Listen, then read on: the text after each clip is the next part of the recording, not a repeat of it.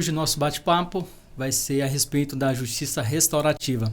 Eu sou o Arlen, sexto semestre de Direito, e vou agora abrir a palavra aqui para os nossos companheiros de bancada, nosso colega Rodrigo e a professora Vivian.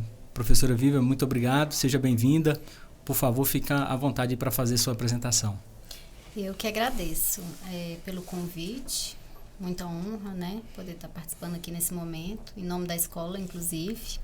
Eu trabalho no Centrinho, que é o CF01 de Planaltina. Eu sou professora de Matemática e Ciências, mas atualmente estou na coordenação da Justiça Restaurativa. Bacana, Rodrigo. Olá a todos, meu nome é Rodrigo, eu sou aqui do 10º semestre de Direito da Faculdade Uniprocessos. É um prazer estar aqui hoje falando desse tema muito importante.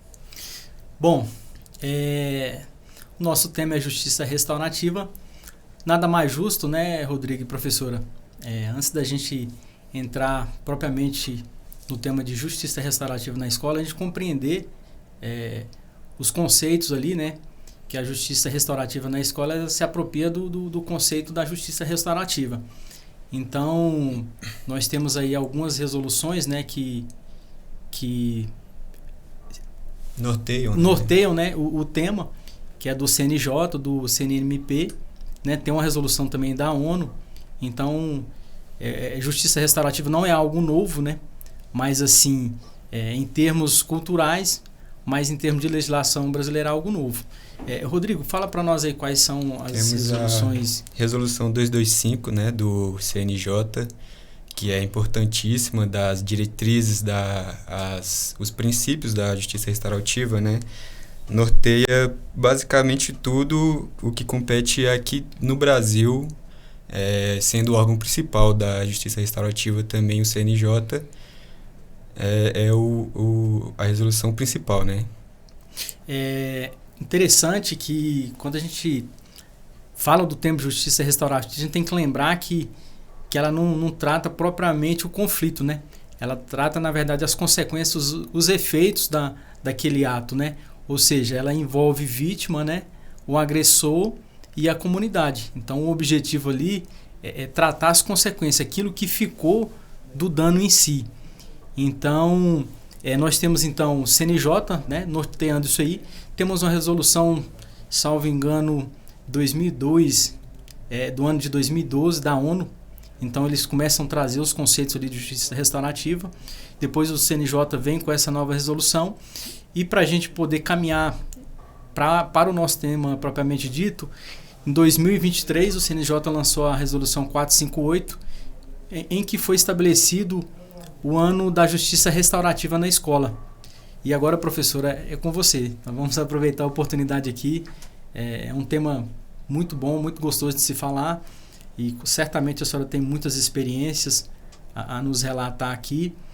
E, inicialmente, eu gostaria que a senhora compartilhasse com nós aqui de onde surgiu, como a justiça restaurativa chegou até a escola e como é que a senhora foi escolhida, como é que se deu esse processo. Ótimo. É uma coisa nova para nós, referente à escola. Tanto é que quando foi realizada a proposta, para nós foi feita a proposta, não foi, tipo assim, a gente não entendia muito bem o que se tratava não, né? Aceitamos como mais um curso, na expectativa, quando falava de resolução de conflitos, é o que mais nós desejamos dentro de uma escola, resolução de conflitos, né? Então, foi realizado o TJDF, ele fez esse convite para a Secretaria de Educação, a Secretaria de Educação selecionou algumas escolas. Então, foi um convite do TJDFT para as escolas do Distrito Federal, por meio da Secretaria de Educação. Isso, uma capacitação que eles estavam fornecendo para quem trabalha na escola. Isso foi esse ano ou o ano passado? O ano passado. Ah, tá, o ano passado, ótimo. E eles selecionaram algumas escolas e a escola que aceitou receber a justiça restaurativa foi o Centrinho, pelo que eu tenho conhecimento, né, de todas as que foram convidadas. E aí eles fizeram uma visita, apresentaram o projeto para nós, apresentaram primeiro para a direção e depois a direção apresentou para nós. E aí houve uma quantidade até significativa de professores que aceitaram. Então, nós fomos para capacitação. Essa capacitação, ela foi realizada pelo próprio TJ,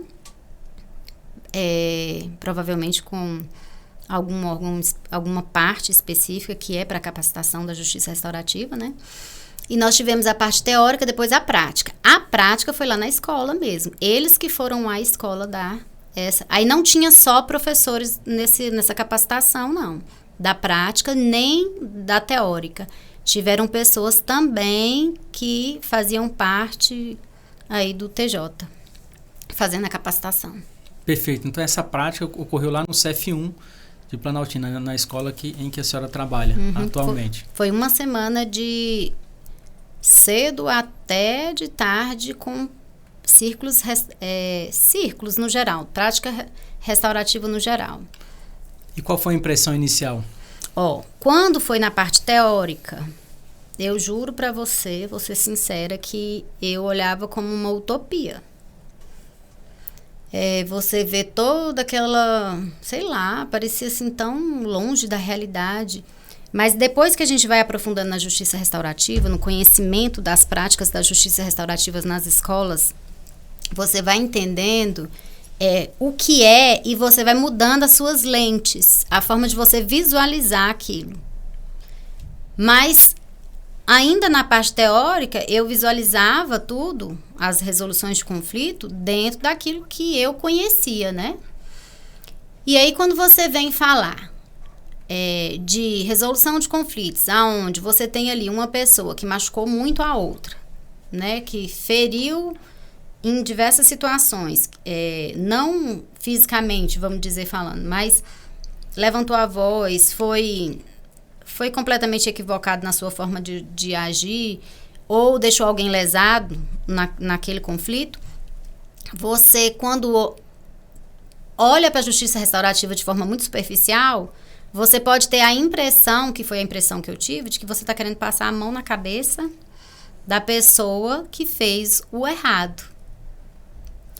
Porque quando fala assim... Porque para nós, qualquer resolução de conflito, parece que tem que ter, no fim, uma punição. Automaticamente tem que gerar uma punição para aquela pessoa que foi o agressor, vamos dizer assim, né? Só que a justiça restaurativa, quando você vai compreender e viver, você entende que ela vai além de simplesmente entregar esse resultado de punitivo. Ele quer restaurar os relacionamentos das pessoas envolvidas. Então, assim, você vai, então, vivenciando, estudando sobre o assunto. Aí você tem que trocar as lentes mesmo. Você vai ter que abrir mão dos seus conceitos anteriores para você conhecer os valores da justiça restaurativa e tomar aquilo como sua base para então você construir um trabalho da justiça restaurativa. Aí sim começa a fazer sentido. E eu tenho vivenciado isso agora. É novo para mim, eu também estou aprendendo. Eu gosto muito da frase assim, que você está construindo a ponte ao mesmo tempo que você está andando na ponte. E eu vindo para cá, eu também coloquei como sendo o que eu estou vivendo na escola semelhante ao trânsito de chegar de Formosa até aqui, que eu moro em Formosa. Até aqui em Brasília, que é um fluxo, quer dizer, as coisas já estão andando, ela tem uma velocidade X ali. Às vezes você precisa mudar de marcha, você tem um local para você chegar e nem sempre você consegue andar na marcha que você quer, na velocidade que você quer. E você tem que prestar atenção em cada detalhe. Tem pardal, e tem isso, tem aquilo, não sei o quê. Você tem que virar, você tem que passar para a faixa de lá, passar para... Você tem um destino para chegar, só que as coisas já estão andando, né? Então, assim, eu estou aprendendo a andar. Não é uma estrada que eu já percorri, é uma estrada que eu estou percorrendo e, ao mesmo tempo, aplicando e aprendendo. Sem dúvida, eu imagino que muitas sejam as experiências, né?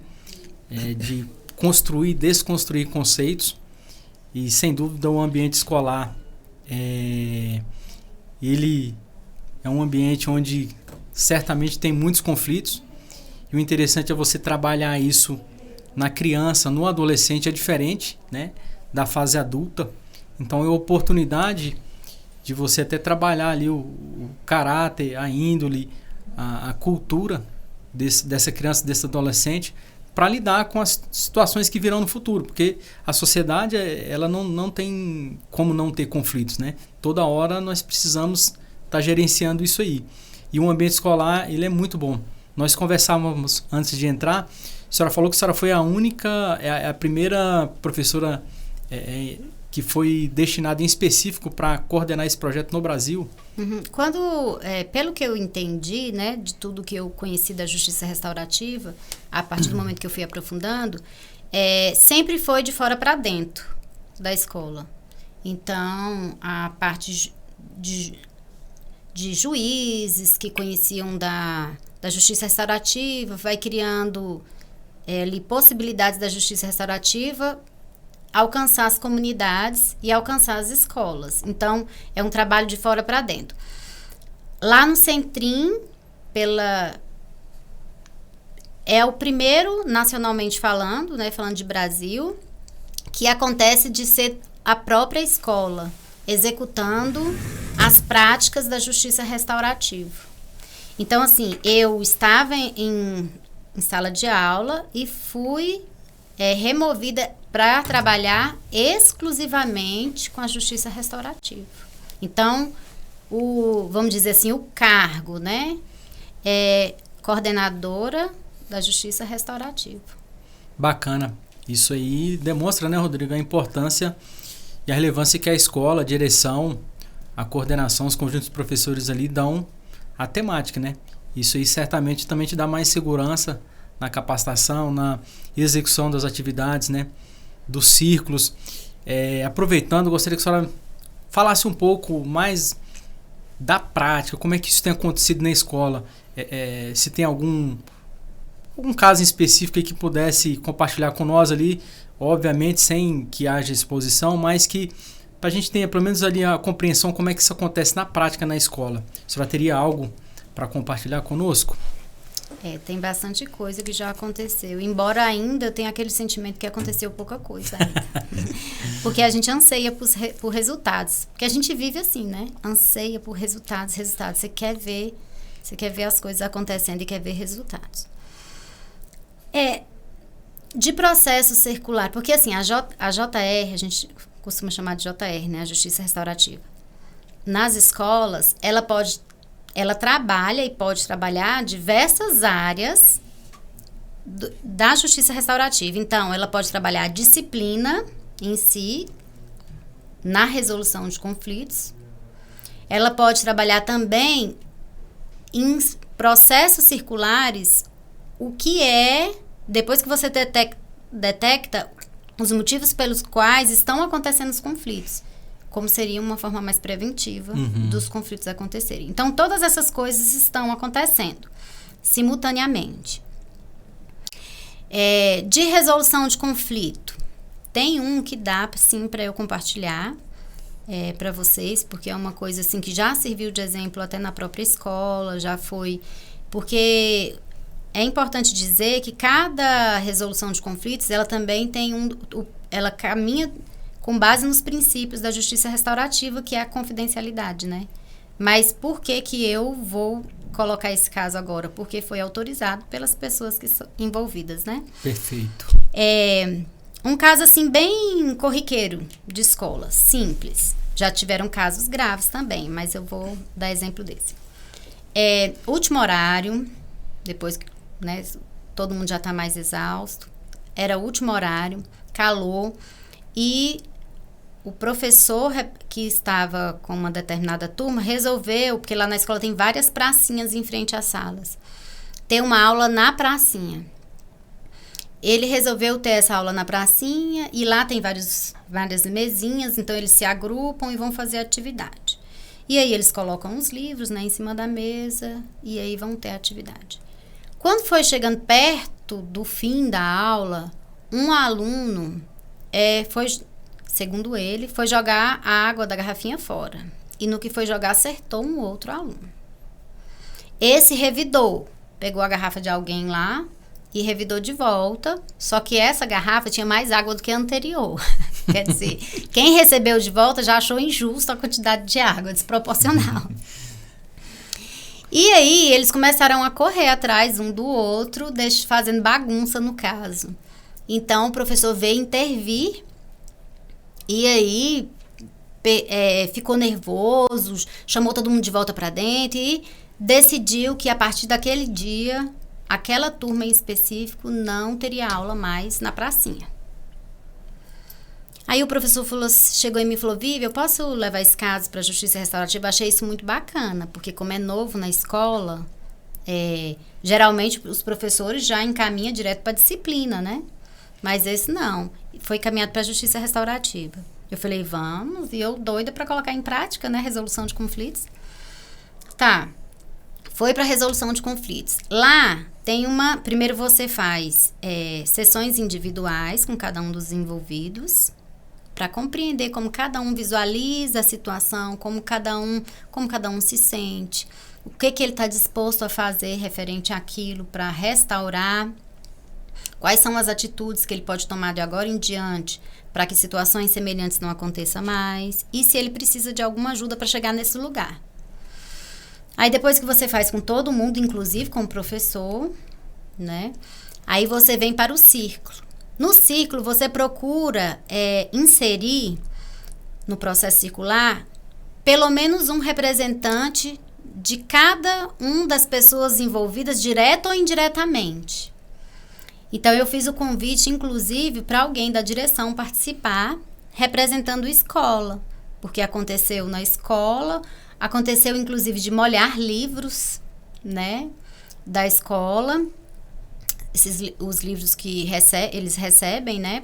E eles são usados 3 anos pelos alunos. Eles usam um ano, devolve, aí no outro ano de novo e tal. Correto. Então, se molha, ele vai ter... Até ele chegar no fim desses 3 anos, pode ser que não chegue na mesma qualidade, né? Então, diminui o tempo, uso, né? O tempo de vida dele. Aí...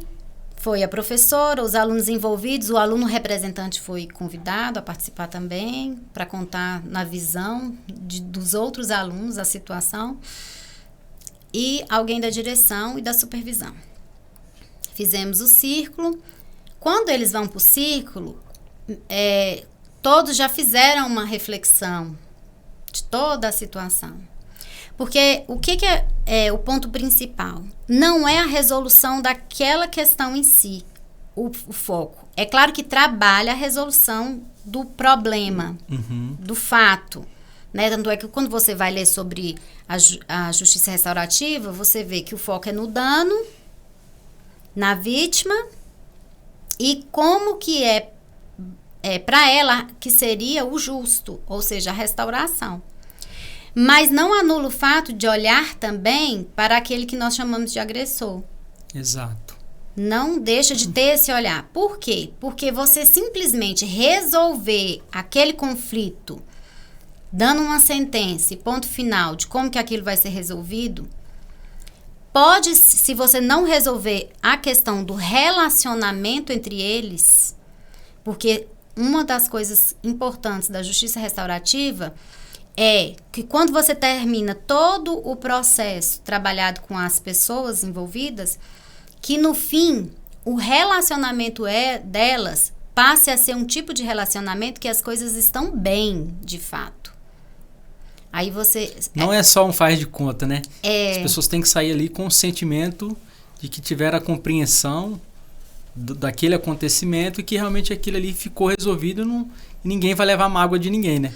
Até a questão de você reparar o dano, então assim, aqueles alunos que são os culpados, ele poder ser participativo da restauração do dano que ele causou, aquilo também para ele é uma sensação de uma dívida quitada, de que aquela questão realmente foi resolvida.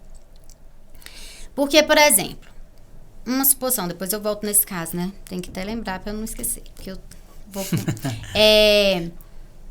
se você coloca 2 filhos brigam, levar para uma casa, e aí os irmãos brigaram, e aí você muito nervosa, porque não sei o que, vocês não podem falar assim com o irmão, não sei o que, pede desculpa para ele. Aí um conta a versão, tem um que é mais eloquente, talvez ele vai contar, ele pode acabar puxando a sardinha pro lado dele, porque ele é muito mais eloquente. O outro é mais tímido, não consegue expressar bem os sentimentos dele, então pode ser que até você acaba cometendo uma injustiça por causa disso.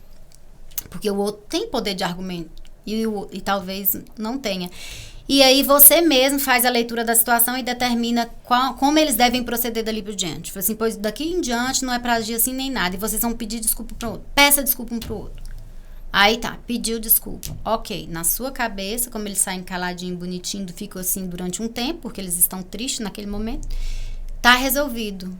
Você acaba de resolver, não colocou um contra o outro, porque um pediu desculpa pro outro, então tá resolvido o relacionamento. Mas talvez aquele que se sentiu injustiçado, por exemplo, eu bati nele porque ele fez tal coisa comigo. Ele pegou pegou não sei o que meu, sem pedido uma vez da minha mão. Foi por isso que eu dei um tapa nele.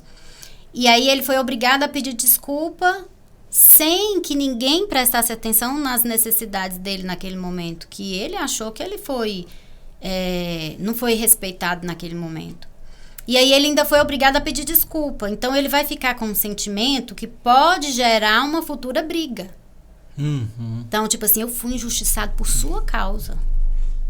Você é o culpado de eu ter que ter sido punido através de um pedido de desculpa, por exemplo. E ele pode ficar remoendo isso. Aparentemente, houve uma resolução, mas o relacionamento, ele está enfraquecido, podendo gerar novas brigas. Então, a justiça restaurativa, ela preocupa com esse detalhe de que o relacionamento foi restaurado. Tanto é que quando é resolução de conflitos, eu procuro deixar claro qual é o objetivo daquele círculo. Que não é simplesmente a gente chegar numa decisão. É a gente chegar numa decisão que todos fiquem bem de agora em diante. E que os relacionamentos não que precisam, busquem ser restaurados, porque nós somos uma escola, nós somos uma comunidade. E é como se fosse um corpo, né? Se o seu dedo não tá bem e fica latejando porque tá inflamado, talvez sua cabeça não corresponda da mesma maneira. Então você fica menos paciente.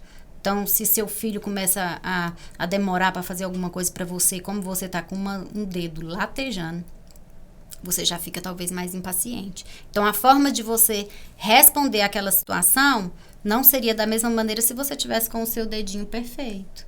É verdade. Neste caso que a senhora estava relatando para nós, ao final do círculo, as partes, elas saíram restauradas? Eu não vou dizer restauradas na sua íntegra, como é o desejo da justiça restaurativa, como é a proposta, vamos dizer assim, porque eu estou aprendendo ainda, né? Então eu vejo que ainda tem muito. Mas foi uma experiência muito bacana de reconhecimento, cada um reconhecendo. Então, quando você tem uma série de perguntas que você faz, e aí depois que você pergunta o que aconteceu, né, como você está se sentindo, o que você se sentiu na hora, o que você estava pensando na hora que você fez isso, no caso de quem fez. E aí que você vem para o dano, para ele começar a reconhecer os danos causados, e para ele sair daquele eu e começar a olhar para a comunidade que ele vive. Eu achei muito bacana que as pessoas que fizeram a confusão na sala de aula, né, elas reconheceram que, além do dano do livro, houve um dano com a colega. Eu achei legal que um deles falaram assim, ela ficou muito chateada, porque ela tinha feito escovinha no cabelo naquele dia. Quer dizer, não foi um dano tão simples, né? É verdade. Porque isso para uma mulher é significativo. Sem dúvida. Eu me preparei para o final de semana, né? Eu não tenho dinheiro assim para ficar fazendo de hora em hora escova. E aí ele falou assim, ela tinha feito. Quer dizer, ele reconheceu, né, o dano que ele causou, mesmo que ele estava fazendo de volta, tipo assim, ela jogou primeiro e ele de volta.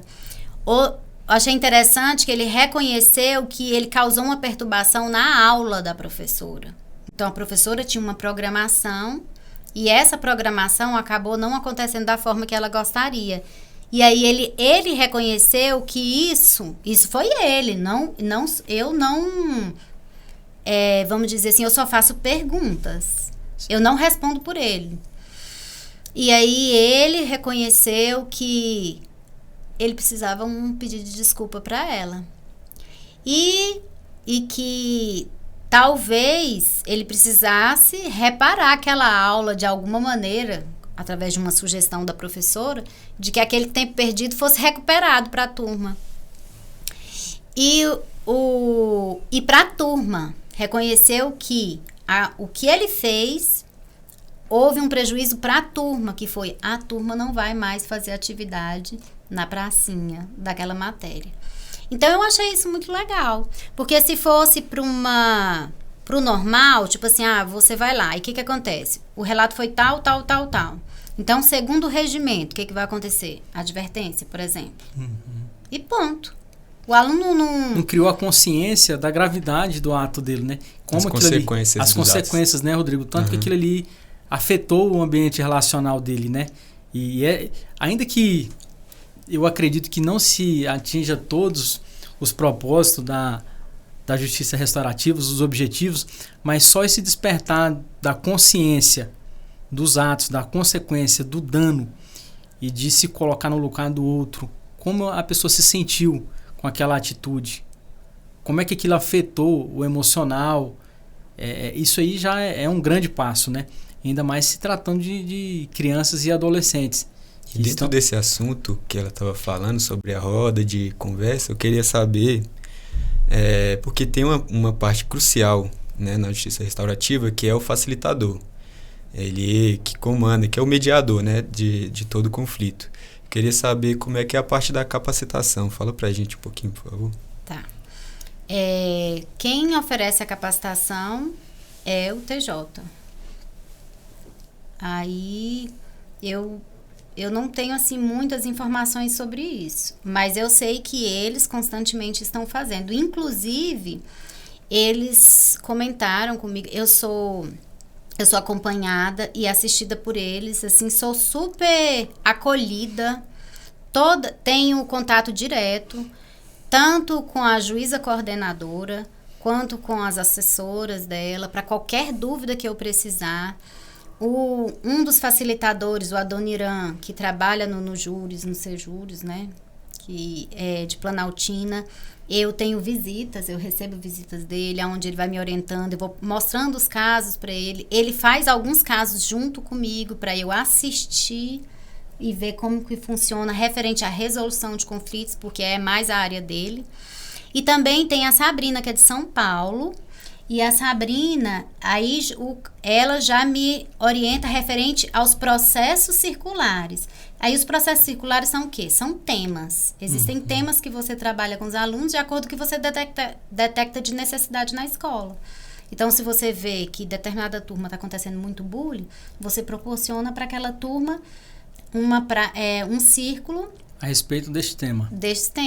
De pessoas que sofreram, as que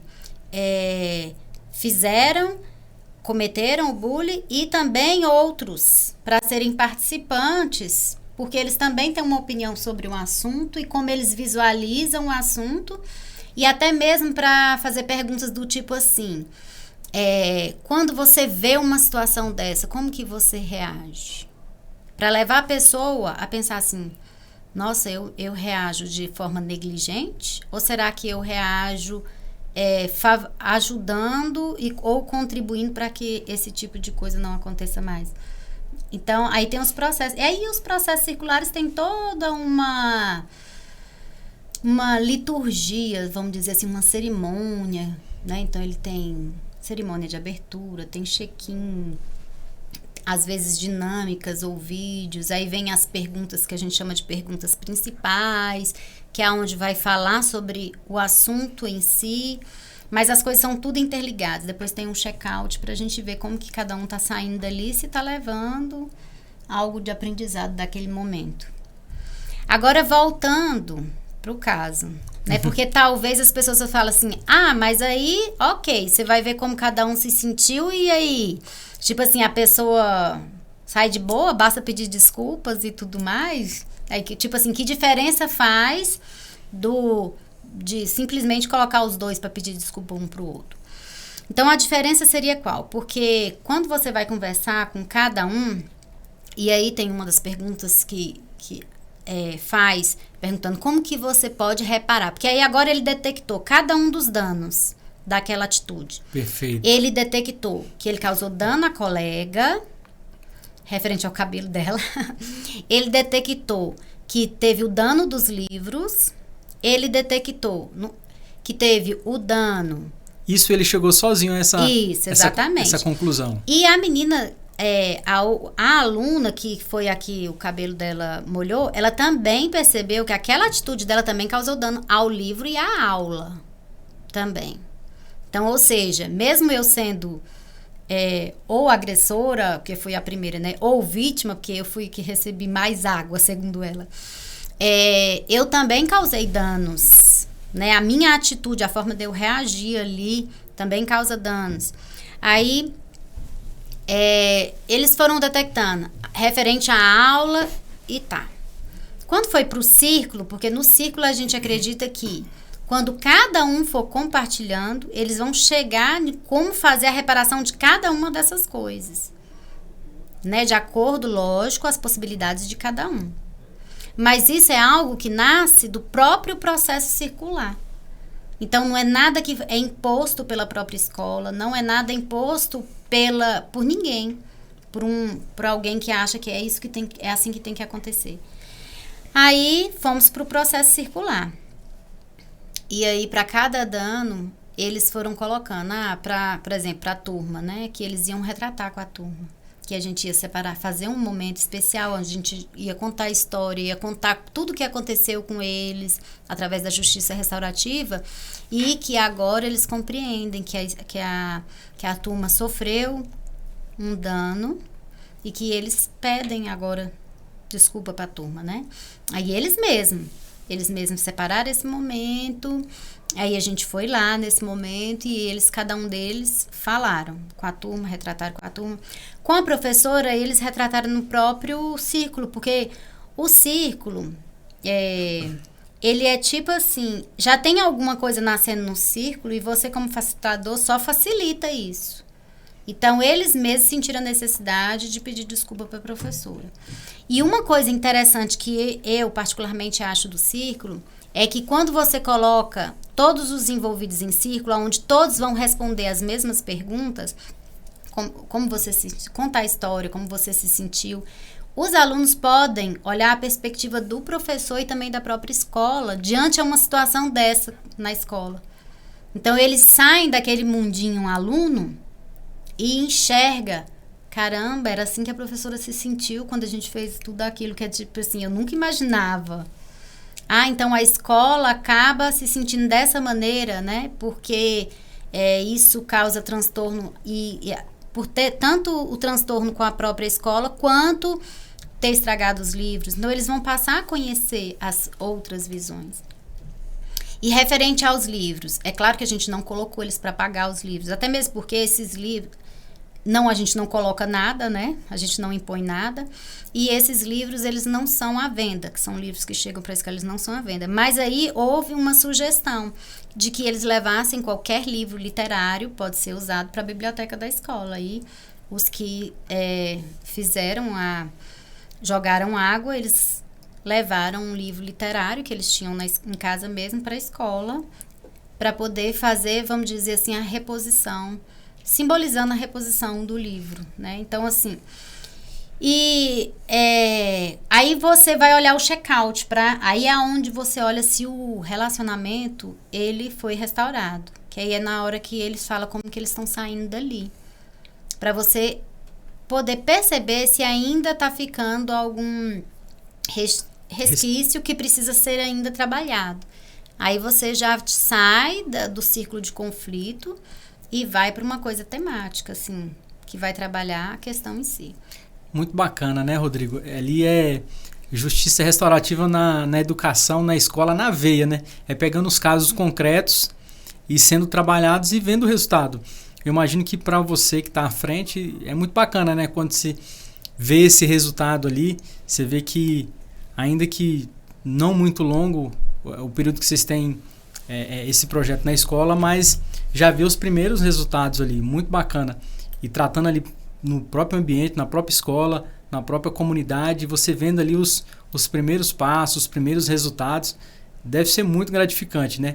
E sem dúvida, abre um caminho aí para um mar de possibilidades, né? Fala para nós suas perspectivas para o futuro, o que você acha que poderia melhorar nesse processo para ampliar, para que os resultados fossem mais efetivos, porque certamente no caminhar, no processo ali, você vê que tem que fazer algumas correções, né? Uma ou outra mudança de rota ali. O que você nos diria a respeito? Se você me pergunta, é uma pergunta que a gente sempre faz, qual a sua necessidade? Se você me pergunta qual é a necessidade, algo que eu precise, que eu vejo que precisa para melhorar o trabalho da justiça restaurativa lá na escola, eu preciso de um ambiente adequado. Porque eu não tenho... Você fala espaço mesmo. Espaço mesmo. Uhum. Porque eu preciso de um espaço adequado e seguro. Quando eu falo seguro, não é porque vai entrar alguém fazer alguma coisa, mas é de confidencialidade. Uhum. Que você não esteja num ambiente barulhento demais, ou seja, perto de onde é a quadra ou o intervalo, onde ocorre o intervalo, que seja reservado, mas também não precisa ser isolado, escondido, né? E também porque para realizar as práticas, você tem todo um preparativo, a gente coloca um tapete redondo, coloca a sala em círculo, aí tem alguns objetos que a gente utiliza, aí vai usar vídeo, talvez vai fazer uma dinâmica, e você precisa de ambiente para isso.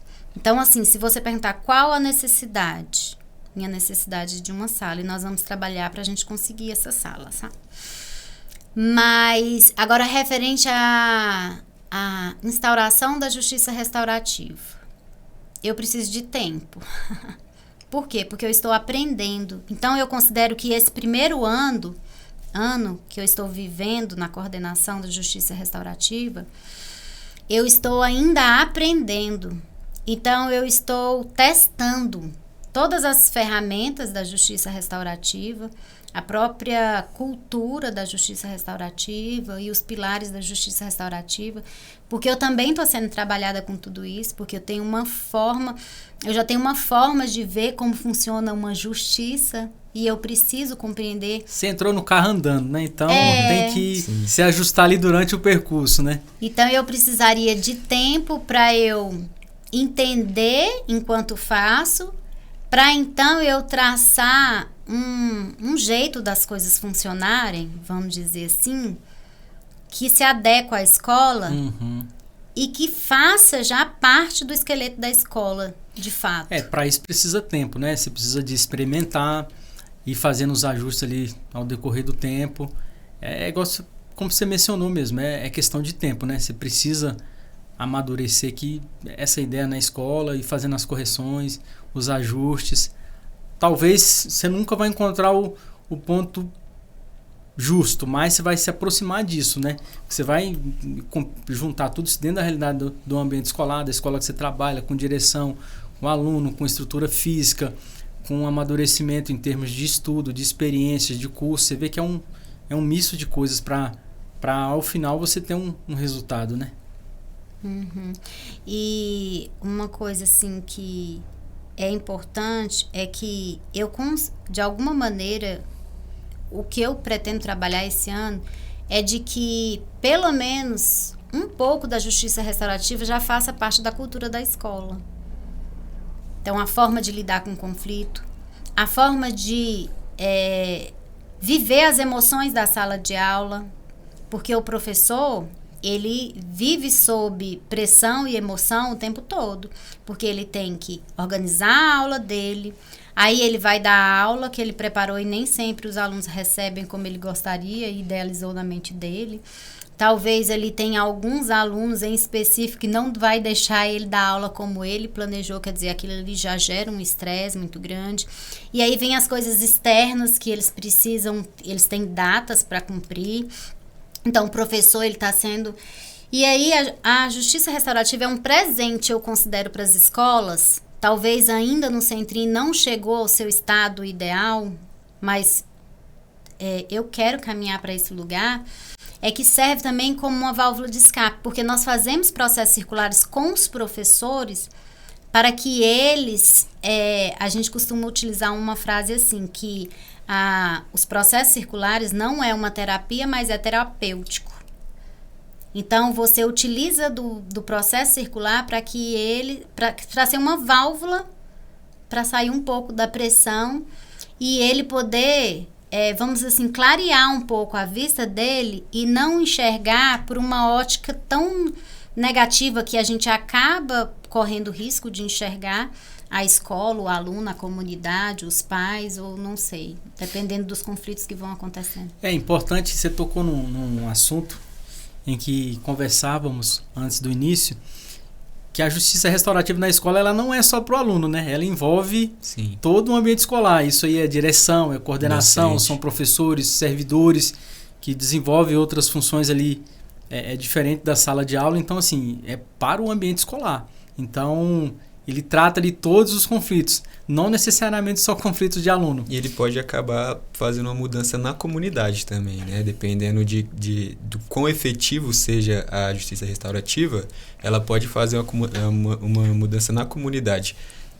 Quando as crianças repassam isso para os pais delas, ou quando o ambiente, os pais e a comunidade ver o que está acontecendo dentro dessa escola, né? Todo mundo pode acabar sendo afetado por isso. Com certeza. Isso a gente experimentou isso o ano passado, porque quando vieram para mostrar os processos circulares, o grupo de pessoas que gostaria de apresentar a justiça restaurativa não só para nós professores, mas para a comunidade, nós primeiro fizemos com os alunos, então veio um grupo de facilitadores para dentro da escola e aí a gente fez o convite para a escola e fizemos vários círculos na escola. E aí já estava com data marcada de quando faria isso com os pais, isso o ano passado. E os filhos chegaram contando da experiência para os pais e aí quando eles receberam o bilhete, alguns chegaram falando, o meu filho participou, me falou sobre isso e eu vim aqui ver o que é, como que é. E aí os pais participaram do processo circular. Então, já nos encaminhando para o fim, eu gostaria de deixar uma sugestão, porque a justiça restaurativa, ela tem que se tornar algo cultural, né? E para isso, nada melhor do que trabalhar as bases, né? Naquilo que nós já tínhamos conversado anteriormente. Talvez, se tivesse a possibilidade de tratar essa temática, né, nas matrizes curriculares dos professores, nas universidades, para que tenha contato com esse tema, para quando ele chegue na escola, ele saiba lidar com isso, pelo menos ter um mínimo de informação. Na matriz curricular das próprias escolas, ali, achar o ponto ideal para que seja inserido uma disciplina a respeito. Eu gostaria que você fizesse um comentário a respeito disso. E aí, em seguida, já fizer suas considerações finais.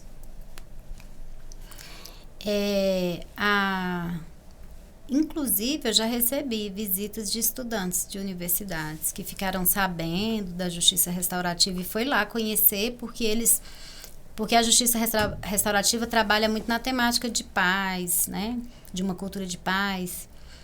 Na verdade, é de uma comunicação não violenta, que aí cabe entrando na temática de cultura de paz. E eu achei isso interessante, achei bacana, convidei não só para que eles conheçam, mas que participem do processo circular, assim como eu convidei vocês, e sempre vou estar convidando pessoas para participar do processo circular, para experimentar. Porque depois que você experimenta, aí é diferente. As pessoas têm um pouco de resistência de experimentar o processo circular, mas depois que experimenta, aí pode ser que isso comece a acontecer, né? Essa multiplicação. Mas é algo que aonde quer que eu passe, eu procuro falar com a paixão que eu acabei adquirindo da justiça restaurativa, do que eu já experimentei e vi que é legal, né? E o quanto é necessário e quem sabe, né? Rodrigo, suas considerações finais aí, meu amigo. Foi um prazer. Desse bate-papo nosso aqui com a professora. Um prazer ter você aqui hoje, Vivian. É um tema importantíssimo. Gostaria que fosse divulgado aí, que todo mundo assista, que todo mundo aprenda sobre esse tema, que seja institucionalizado, né, hoje na nossa sociedade e que seja realmente aplicado esse tema. Quero agradecer aqui na pessoa da professora Vivian, a direção da escola, que nos proporcionou essa oportunidade dela estar conosco, um tema importante. Certamente aqui foi um bate-papo que, se fosse possível, iríamos tomar muito mais tempo, mas essa ideia inicial já nos traz uma luz, né, a respeito desse tema. Professora, muito obrigado pela sua disponibilidade em vir partilhar a sua experiência e desejamos sucesso na jornada da senhora lá, e certamente, se tiver oportunidade, gostaríamos sim de participar de um círculo para ter essa experiência prática. Muito obrigado, tá? Eu que agradeço.